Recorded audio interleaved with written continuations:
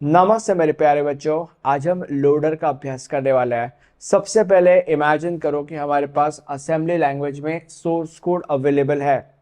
Okay, अब अगर हमारे पास असेंबली लैंग्वेज में सोर्स कोड अवेलेबल है तो उस सोर्स कोड को ऑब्वियसली हमें एग्जीक्यूट करना होगा, राइट। तो सोर्स कोड अवेलेबल होने से लेकर तो उसके एग्जीक्यूशन तक ये जो प्रोसेस है, इस प्रोसेस में कुछ एलिमेंट्स इन्वॉल्व होते हैं या ये प्रोसेस कुछ एलिमेंट्स की मदद से होता है। उन एलिमेंट्स में से एक एलिमेंट है लोडर।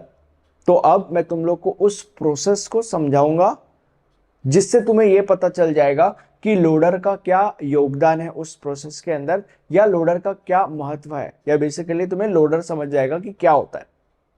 ओके, तो शुरू करते हैं। तो अभी मान लेते हैं कि हमारे पास असेंबली लैंग्वेज में सोर्स कोड अवेलेबल है। अब जो चीज हमारे पिक्चर में सबसे पहले आती है वो है मैक्रो प्रोसेसर। मैक्रो प्रोसेसर क्या करता है? मैक्रो प्रोसेसर सबसे पहले ये ढूंढेगा कि उस सोर्स कोड के अंदर मैक्रो कहां पे है। मान लेते हैं कि उसको मैक्रो यहां पे मिल गया। उसके बाद वो क्या करेगा? उसके बाद वो उस मैक्रो का जो डेफिनेशन है वो अपने अंदर स्टोर कर लेगा।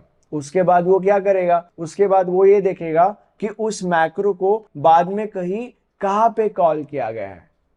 ठीक है, तो यहां और यहां पे कॉल किया गया है, तो अभी उसको पता चल जाएगा कि उस मैक्रो को यहां पे और यहां पे कॉल किया गया है।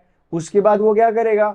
उसके बाद जहां जहां पे भी उस मैक्रो को कॉल किया गया है वहां वहां पे मैक्रो प्रोसेसर उस स्टोर किए गए मैक्रो को वहां वहां पे एक्सपांड कर देगा।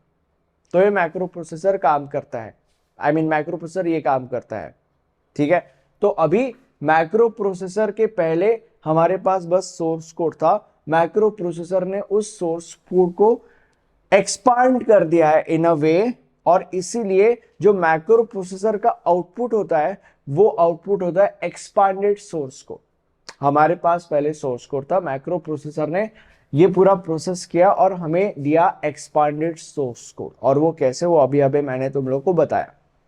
अब ये जो एक्सपांडेड सोर्स कोड है वो जाता है असेंबलर के पास, या हमारे पिक्चर में अब आता है असेंबलर। असेंबलर क्या करता है? असेंबलर इस एक्सपांडेड सोर्स कोड को कन्वर्ट करता है इनटू ऑब्जेक्ट प्रोग्राम। अब ये जो ऑब्जेक्ट प्रोग्राम है ये जाता है हमारे लोडर के पास। लोडर क्या करता है? लोडर इस ऑब्जेक्ट प्रोग्राम को लोड करता है इनटू मेमोरी।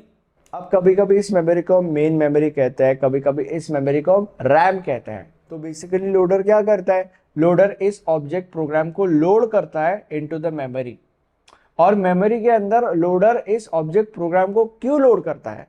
मेमोरी के अंदर लोडर इस ऑब्जेक्ट प्रोग्राम को इसलिए लोड करता है क्योंकि मेमोरी के मदद से ही, या मेमोरी ही हेल्प करता है उस ऑब्जेक्ट प्रोग्राम को एग्जीक्यूट होने में। मतलब मेमोरी के हेल्प से ही वो ऑब्जेक्ट प्रोग्राम एग्जीक्यूट होता है, जो कि हमारा मेन मकसद है मेरे भाई। तो लोडर ये काम करता है, ये है लोडर। लोडर क्या करता है? लोडर ऑब्जेक्ट प्रोग्राम को लेता है और लोड करता है into the memory. Thanks so much.